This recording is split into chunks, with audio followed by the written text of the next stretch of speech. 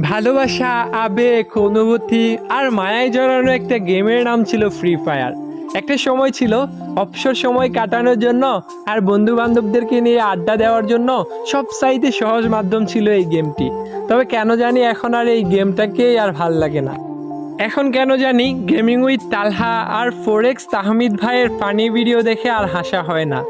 2F লোল গেমারের emotional video দেখেও আর কান্না করা হয় না।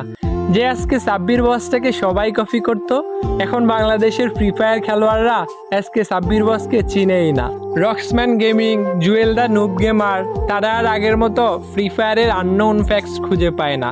ফ্রি ফায়ার কমিউনিটি নিয়ে এখন আর সাদিকুল ভাই আগের মতো রোস্টিং করে না। প্রো রুবেল আর বটলা নাহিদও আর এখন একসাথে গেম খেলে না। যেই নাইম আলম ভাইকে পুরো বিশ্বের মানুষে চিনত MP40 লিজেন্ড হিসেবে, সেই নাইম আলম ভাইকে এখন আর গেমে দেখা যায় না।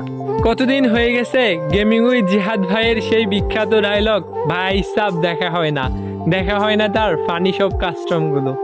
যদিও এখনও মিস্টার ত্রিপোলার ভাই, ইটসকাব্য ভাই এবং গেমিং উইথ তালহা ভাইরা নিয়মিত ভিডিও ছেড়ে ফ্রি ফায়ার কমিউনিটিটাকে বাঁচিয়ে রেখেছে, তবুও সেই পুরোনো দিনের ফ্রি ফায়ার গেমটাকে অনেক বেশি মিস করি।